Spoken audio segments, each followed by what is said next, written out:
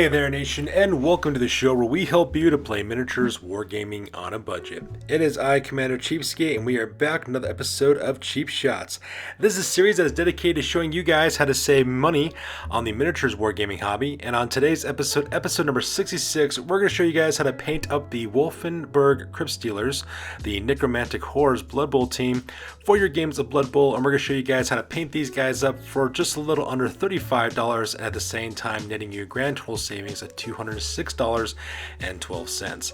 And this is what the end result will look like for your guys' team. As you can see, it's a beautiful tabletop standard for your guys' game of Blood Bowl, and at the same time saving you guys buckets of money as well. So that being said, let's get this video on a roll.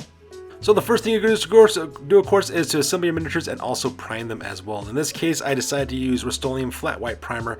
I can buy this at my local Walmart for $3.99. Priming is very important for two major reasons. The first one is that the primer actually creates a textured surface for your acrylic paints to adhere to as you paint your miniatures. If you were to take your acrylic paints and to paint your miniatures without primer, what would end up happening is that the plastic surface of your miniature ended up being too smooth for the acrylic to adhere to, and it would just come sliding right off with the smallest bit of friction, and it'll ruin the final finish of your miniature. So priming solves that problem. Microscopically speaking, primer is a very rough, uneven surface and is perfect for acrylic paints to adhere to. The second thing that your primer does, actually, by choosing whatever color you use for your primer, actually has impact on the vibrancy of your color. Traditionally speaking, if you're going for a brighter, bolder, more vibrant color look, you want to go with a white primer. Use a gray primer for just a nice neutral undercoat, and a black primer if you want to go for a darker color scheme. Since we're doing a quick paint method that involves oil washing, we want to use bright, bold colors as well as vibrancy in our colors, so therefore we use a white primer to do so. Now once you're done with that, the next thing you do, of course, is to paint up your guys' miniatures. Now there are quite a bit of different types of miniatures in a Necromantic Horrors team, so I'm going to be breaking it down pretty much into three sections. The first section you want to paint up, first of all, are what you're going to be called your what I like to call the flesh elements of your guys' Blood Bowl team. These are your zombies, your flesh golems, as well as your ghoul runners. So as you can see in this photo, I decided to pick them out in four different colors. I decided to use taupe gray for the majority of the flesh on one of my flesh golems, as well as two of my zombies. I used sky blue for one of my other flesh golems, as well as one of my zombies and one of my ghoul runners. I decided to use winter green for two of my zombies, and I decided to use cameo pink for one of my ghoul runners and my last of my zombie as well. And as you see in this photo, I just did two thin layers of this flesh color, of the basic flesh color for each of the different members of the Blood Bowl team.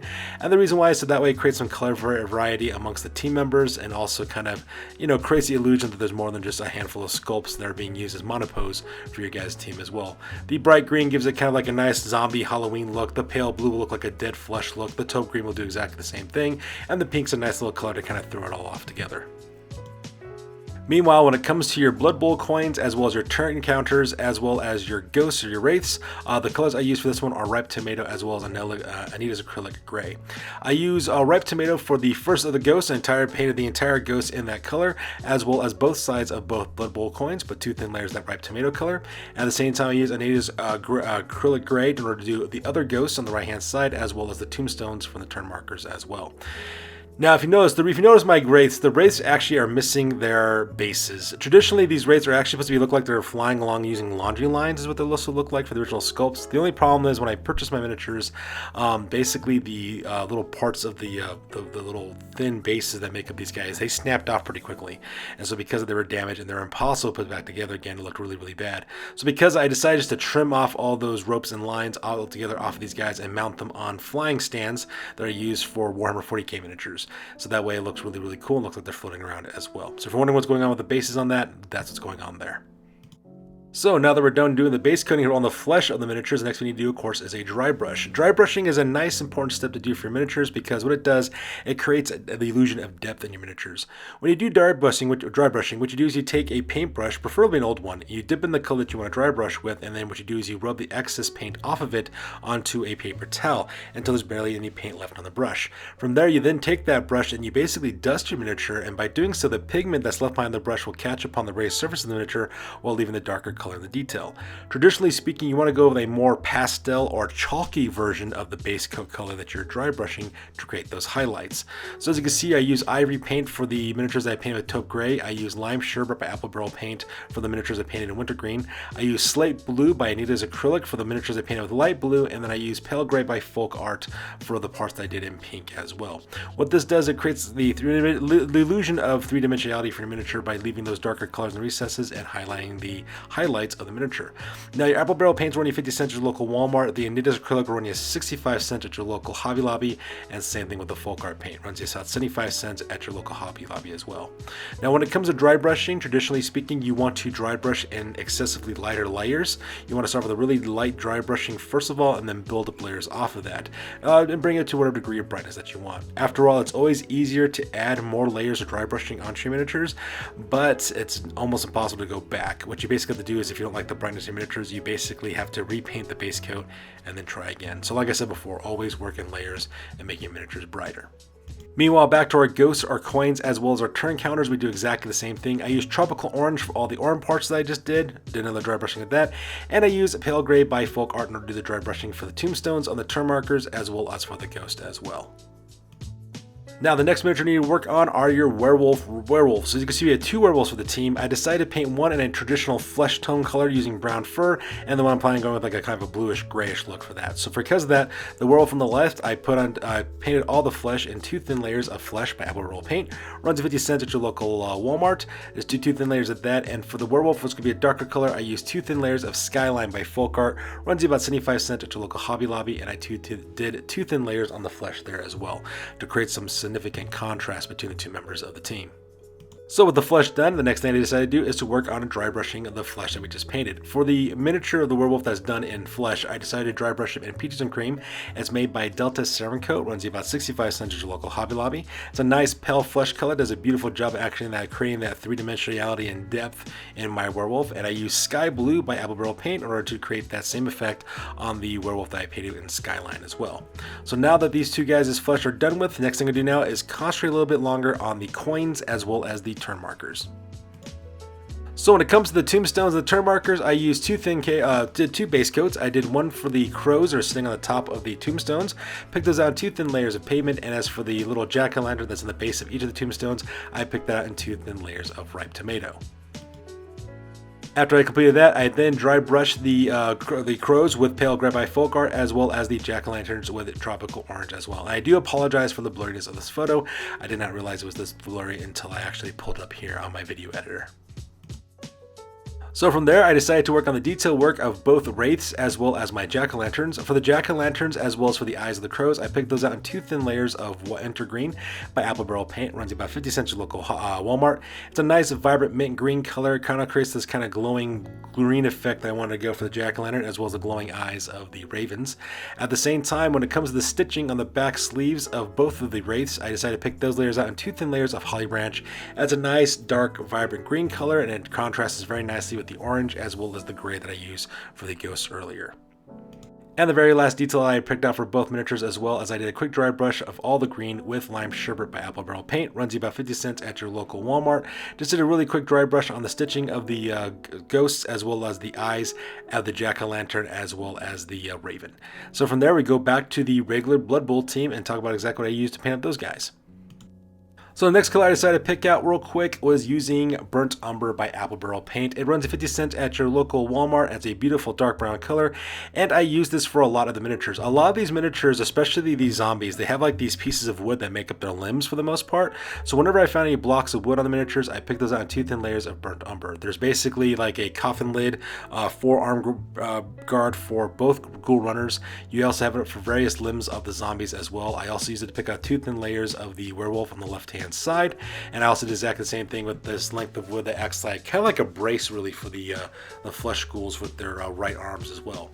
And once I pick out those two thin layers of Burnt Umber, the next thing I need to do now is a dry brush.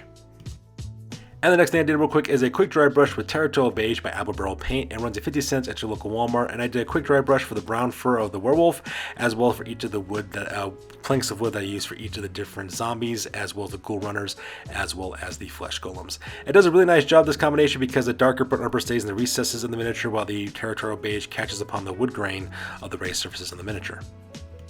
Now the basic specs that I did is I worked on the zombies. The zombies are actually, as well as some of the ghoul runners, they actually have like the straw and hay that's being used as stuffing for the majority of the zombies. And so because of that, I picked out 2 thin layers of King's Gold by Apple Barrel Paint. Runs at 50 cents at your local Walmart. I did exactly the same thing for the ghouls, because on the ghouls' right leg, inside their socks, it looks like they have some straw stuffing there as well. So I just pick all those details out in 2 thin layers of King's Gold, and we move on with the dry brush. So the color I use for the dry brush is called Sunny Day by Apple Barrel Paint. It's a nice, vibrant kind of canary yellow color that it costs you about 50 cents at your local Walmart. I just did a quick dry brush on all the portions I just did in the hay and the straw. It leaves that darker yellow King's Gold color in the recesses while bringing out those highlighted details and adding some texturing using the Sunny Day. And once that's done, we move on to our next base coat.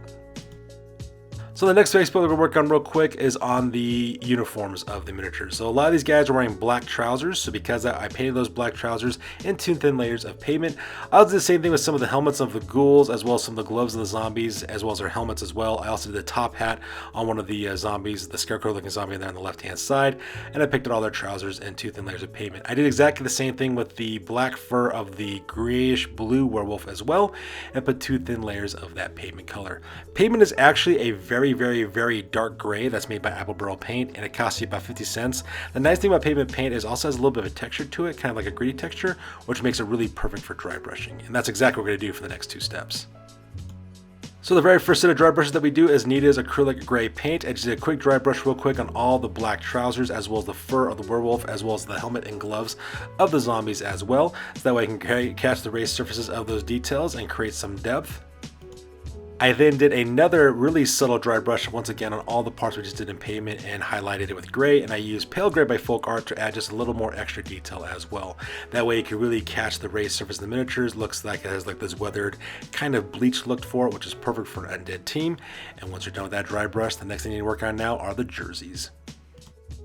So one of the cool things about the Wolfenburg Crypt-Stealers is that they have this really cool Halloween kind of color vibe going on, with orange as well as green as well as black being their primary colors. So because of that, I decided to pick out all the jerseys in 2 thin layers of ripe tomato. It's another bright, vibrant orange color that I absolutely love using. At the same time, I also picked out the coffin door belt buckles for both flesh ghouls as well, since they don't wear shirts. Just put 2 thin layers of the ripe tomato, and then from there we're ready to move on to our dry brushing. So this next part for the dry brushing, we decided to pick that out in a real thick, a real light dry brushing of tropical orange. Once again, it's a pastel orange color, and it brings out the vibrancy as well as the 3-dimensionality of the jerseys as well, catching on the raised surfaces of the folds of the fabric, for example, and the ripped edges at the edge of the jerseys. Creates this nice little highlighting effect for all of it. And this is where things get kind of interesting. The reason why is because when you look at the box art for the Wolfenburg Crypt-Stealers, there's a lot of freehand in these miniatures. You basically have to draw the black stripes of the jerseys, as well as a thin line of green for the armor that they have for their shoulder pads. And to be perfectly honest with you guys, I am horrible at freehand. It's one of those things I just can't do. I'm not very good at doing freehand. I've tried in the past, but I've been very unsuccessful. So because of that, I was almost hesitant not to try doing that. I, of course, changed my mind later on during the course of this miniature. So if you're wondering why I'm making some of the color choices I'm making during these next few steps, it's because I originally was going to try to avoid doing any of the freehanding on the miniatures, but then I decided to change my mind later on. So the next thing, of course, we decided to do was to paint up the armor panels of these team members. Now, originally what they're supposed to be these black armor panels with this nice green striping freehanded that's done on the rim of the armor panels. And like I told you guys earlier, I'm horrible at freehanding. So my original plan was just to paint the armor panels all solid green. And that's exactly what I decided to do with this one. I decided to paint all of them in 2 thin layers of Holly Branch by Apple Barrel Paint. And as you can see, it actually has a really nice kind of look to it, but something's off. It's not exactly quite right, and it was actually kind of bothering me a little bit. And so because of that, after I get done going through these processes, I decided to change my mind and go back and do the freehanding, but we'll talk about that when we get to that step later. So after we get done painting up the armor panels, the next thing we do, of course, is a dry brush. In this case, I use Lime Sherbet by Apple Barrel Paint. We've used this paint earlier in the steps. Costs you 50 cents at your local Walmart to do so. So as you can see, I bring up this Lime Sherbet for all the armor panels, as well as the stripe that's going down the length of the leg of their jerseys, of their trousers. And as you can see, it creates a nice three-dimensional look by catching the raised surfaces, at the same time leaving that holly branch in the darker recesses of the armor panels. And then from there, of course, we start picking out some of their finer details. In this case, we're focusing on the flesh golems as well as the werewolves. The werewolves have their mouths open, so they have their tongues sticking out of their mouths. They're running around. The flesh golem on the left-hand side's got his tongue hanging out of his mouth as well, and he also got the brain exposed on the flesh golem on the right-hand side. So for these colors, I decided to pick those out in 2 thin layers of bright magenta by Apple Barrel Paint. It does a wonderful, beautiful job of actually bringing out these kind of gorier, flesh-looking portions of the body. So I just put 2 thin layers of that. It's a nice contrasting color, and then we move on. And finally, one of the last details we do, of course, is to pick out the bone elements on these miniatures as well. Some of these guys have things like claws and fangs, as well as spines on the ghoul runners, in which case I picked those out 2 thin layers of light mocha. It's a nice medium tan color, almost a perfect bone color. I just put 2 thin layers of that light mocha, and you're ready to move on. That stuff also costs 50 cents at your local Walmart. Now, originally, I was going to go from here and finish up the last of the metallics and then move on to my oil wash, but then I was looking at them, and I was comparing them to the box art that I have right behind them, as you can see. And I was actually getting a little discouraged because they did not look as good as the box art in terms of the design elements that are on these guys. So like I said, originally these guys have black armor panels with a thin layer of green that kind of goes on the outside of the armor panels. At the same time, they also have these black stripes that go down their jerseys, and it really adds a lot of detail to these miniatures. But I'm horrible at freehanding. But I decided to, you know what, I'm going to step out of my comfort zone. I'm going to try to do freehanding as best as I can. And since whenever you do something like this and layer colors, you always want to do the lighter colors first because it's easier to cover up lighter colors with darker colors. And so because of that, I was going to move on to the blacks as well as the pavements in order to create that pinstriping look on the jerseys as well as that armor effect. And so this is what I decided to do in order to do that. So the next thing I decided to do was to do some more base coats. Now if you'll notice, this photo is quite different than the previous photos before, and the reason why is because the previous photos, I was taking those photos when I was at my old painting station. I have since then have moved into Studio 2.0, and I decided to carry on my painting project for these guys in my new workstation. So if you notice, it's much brighter now. My new workstation has a lot more room. It looks much better as well to work in, so I'm really excited about that part. So let's go and talk about what I decided to do. So the first thing I decided to do, of course, was to start off with the pinstriping on the jerseys, in which case I picked that too, and actually just 1 single layer of pavement is what I decided to do. The pavement's a very nice dark gray, almost black color, and because of that, it covered up the ripe tomato quite nicely. And so because of that, once I got those stripes down, I realized that maybe I could actually do this free-handed thing and not be worried about it too much. My suggestion to you, when you do the pinstriping on the jersey, start off with really thin lines, because you could always make the lines thicker if you need to, but it's very difficult to go back if you start off with thick lines. So that's exactly what I decided to do.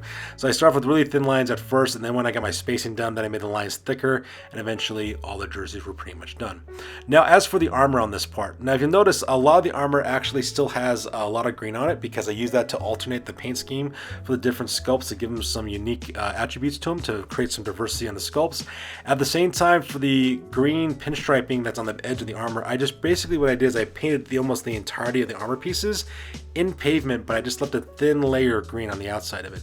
Much easier to do than to add the green onto the black. I will recommend that. All right, so start off with the green first and then paint black over to create that thin line of green that you want.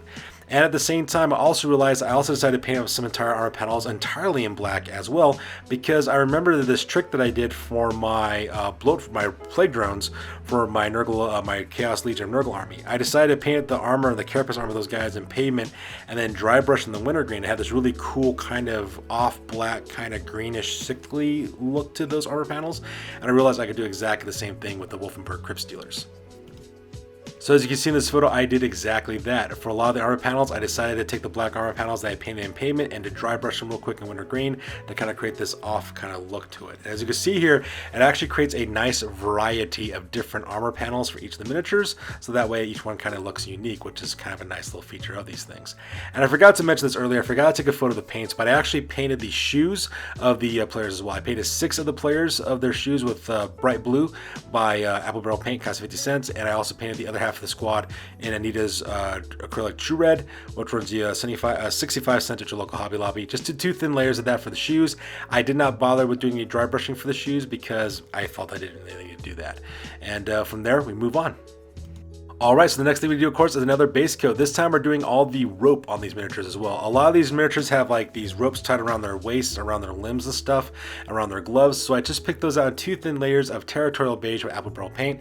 Runs you about 50 cents at your local Walmart and does a really good job as well. So you can see that all those rope elements are pretty bringing to bring out. And once that detail is done, the next thing you need to work on now are the metallics. So the very first color I used was Antique Copper by Anita's Acrylic Metallic Series of paint. It cost you about 65 cents at your local Hobby Lobby. And what I decided to do was to focus on the spikes, on the rivets, on the armor panels, on the shoulders and forearms of the miniatures. Pick those out in that copper color to kind of contrast nicely with the black and green of the armor panels that they have. At the same time, I also use the same color for the the toe caps of their shoes, as well as the heel caps of their boots as well for all the miniatures as well. So I just picked those out on 2 thin layers of antique copper, and we're ready to move on for the rest of the metallics. So for the rest of the metallics, what I decided to do was use a combination of paints from Folk Art. I used Gunmetal Gray as well as Pure Gold, and I also used Copper by Folk Art to bring out a lot of these details. So let's go and talk about those real quick. So for example, for the coins, I picked those out in 2 thin layers of Antique Copper that we talked about earlier in the last slide, and I just dry brushed them real quick with some Gunmetal Gray to kind of create this kind of rusty metallic look for the coins. At the same time, I also used the Gunmetal Gray for things like the knuckle dusters, nails and bolts, and various things that you have going on all across the armor of these guys. Same thing with the Pure Gold. I use that to bring out some of the knuckle dusters as well as some of the rivets and looks like pins and screws that are in a lot of these different zombies as well. And same thing with the copper color. I use that for the head crest of the blade on the werewolf on the forward right hand corner, and also painted out this kind of like this muzzle that they had wrapped around his face. I picked it out in 2 thin layers of Gunmetal Gray as well. As you can see, it has a really nice little quick finish real quick with all the blades. I also decided to pick out the blade that's carried by the Wraith as well, and copper as well. And that pretty much makes the metallic colors for this one. Now then, for the very last detail that I picked on the miniatures were the eyes in the miniatures. So I decided to use 2 thin coats of Kiwi by Apple Pearl paint. Runs at 50 cents at your local Walmart. I do this to pick out the eyes as well as the mouths to create this kind of glowing effect. I also use that paint as well for the tubes and wires coming out of the head of the flesh golem in the back. And so once you're done with that detail, we're now ready to move on to an oil wash. So because it's a quick paint method, we only use 1 wash to do our miniatures, and that is an oil wash. And traditionally you use Army Painter Strong Tone in order to do that. Army Painter Strong Tone is a wonderful product that does everything as it's advertised. The only problem though is it costs $32 a can. And when you pick up a can of mid-wax poly shades in Mission No Color, it does exactly the same thing, and it only costs us $7. So because I love using mid-wax poly shades to achieve this part. So what I do is I just, of course, just apply the poly shade on the miniatures like a wash. The oil wash does seep into the recesses of the miniatures, so because that brings out those details that were hidden before. At the same time, it also smooths out the transitions between your base coats and your dry brushing, so that chalky kind of pastel finish is now gone because it's merged those colors together. At the same time, because it is a darker color, it does mute down the vibrancy of the colors that you had earlier, but that's perfectly fine because it's still very colorful enough, as you can see in this photo as well. Now the nice thing about this stuff, it's also not only is it a stain, but it's also a combination of polyurethane with it as well. So you do have to set this stuff to the side and let it dry and cure for 24 hours. My suggestion to you is to make this the very last step of the painting process that you do for that day. Leave it for 24 hours, and when you come back to it again, that polyurethane will dry and cure, and you're ready to move on. Otherwise, if you start handling these miniatures while it's tacky, you could of course pull off the paint that you just added to your miniature, and that would absolutely ruin your finish. And trust me, I know this because I've actually done that before on accident. So my suggestion is to just let it sit and rest for 24 hours. Now when it does dry and cure, you're gonna have this bright candy coated sheen on your miniatures because of the polyurethane. If you like that finish, you could of course skip the next step. However, if you don't like that sheen on your miniatures and want it more matte, let's go on to a spray varnish. So because of me, I like to have like a little bit more of a matte finish on mine, so I just took some Krylon matte varnish. It cost you about $5.99 at your local Walmart. Just did it once over all the miniatures to kind of mute down that sheen a little bit. And as you can see, it brings out a lot of those details on the miniatures as well. So with that being said, next thing we're going to do now is start working on the flying stands for our wraiths. So this next part, we're going to work on the flying stand of the wraith. So the first thing you want to do, of course, is grab your bottle of pale gray by folk art, and you want to paint the flight stands with 2 thin layers of pale gray. Now the reason why you want to do that is because sometimes the oil wash that you use for the miniatures, as well as the orange and the gray, might have gotten on the flying stand, in which case the pale gray is good because it'll cover that up and gives you a nice free canvas for you to continue painting on. And so the next thing we're going to do is we're going to create this kind of translucent kind of ethereal look on those flying stands, and to do that we're going to do a glaze. So for this next step, we're going to do a glaze all over the flying stand of the miniatures, and what that does, it creates this kind of ethereal look and makes it look like it's kind of glowing is what it basically looks like. Gives it kind of this supernatural look to it. Now the color I use for this glazing technique is Chris Green by Apple Barrel Paint. Runs you about 50 cents at your local Walmart. Now the thing about glazing is that glazing is an extremely neat method of painting because it makes this really cool ethereal look for your miniatures, but it's extremely boring to do. And I'm going to talk about exactly what you need to do your glazing. What you need to do is you need to take your acrylic paint and you need to mix it with water. And basically you want to make it very, very liquidy, kind of like almost like a wash almost. You want to add enough water to your acrylic paint to make it have about the liquidity and the viscosity of milk is pretty much what you want to do when you mix it together. Make it look like milk for the most part. Now, the thing about that, of course, is that the water is going to dilute the pigment of your paint, but that's just the way it goes, because when you do glazing is nothing more than just taking your watered down paint and adding it layer by layer by layer over a white base coat, so that way the white base coat can still bleed through the colors that you're putting onto it, and that's what gives it that glowing ethereal look to your effect. The problem though is that it takes a while for it to dry, and you got to apply layer upon layer and let it dry each time that you do so. So because that is kind of boring, it took me about 4 to 5 layers to create this crisp green look for the miniatures, and it took about 10 minutes per drying time to make that happen. So I suggest that while you were doing this, you work on other parts of your miniatures, so that way you can kind of work on your miniatures and then come back to it and then do it like that. And once you're done, you're going to have this really cool looking kind of ethereal effect. Now you can of course see the run lines of the liquidity of the paint on the miniature, but that's perfectly fine because the last step of a ethereal paint job is to do a dry brush. So with that, we go with a really light dry brushing of Wintergreen by Apple Barrel Paint. As you can see, it creates those highlights along the flight stand, also makes it look like it's glowing and ethereal, and it looks absolutely fantastic. So now that we're done with the flying stands of our wraiths, the next thing we need to do now is work on the bases of our miniatures. So the next thing we're going to do, of course, is do a simple base coat with Burnt Umber by Apple Barrel Paint, and I just put 1 thin layer of this stuff all over the bases of the miniatures. Now I know what you're thinking. You might be thinking, Commander Cheapskate, but won't the white primer bleed through the burnt umber? Yes, it is. It's going to do that without a doubt. But that's perfectly fine, and the reason why is because we're going to put lighter dry brushes of browns and tans on top of this burnt umber, so it doesn't really matter because that bleed through effect is only going to add to the dry brushing effect as well. I want to make it look like these guys are walking through a graveyard because of the theme of the miniatures as well as the team, and so because of that, we're going to be adding successive layers of browns and tans on top of it. So the very first dry brush we're going to start off with, of course, is Territorial Beige. We just do a quick dry brushing on top of the burnt umber. As you can see, it has like this nice little dusty kind of gravelly graveyard dirt kind of look going on. But we are not done because we're going to add one more highlight on top of that. And the last highlight dry brush is another layer with Light Mocha, this time by Apple Barrel Paint. I just do an all over dry brush all over the entirety of the surface of the miniature.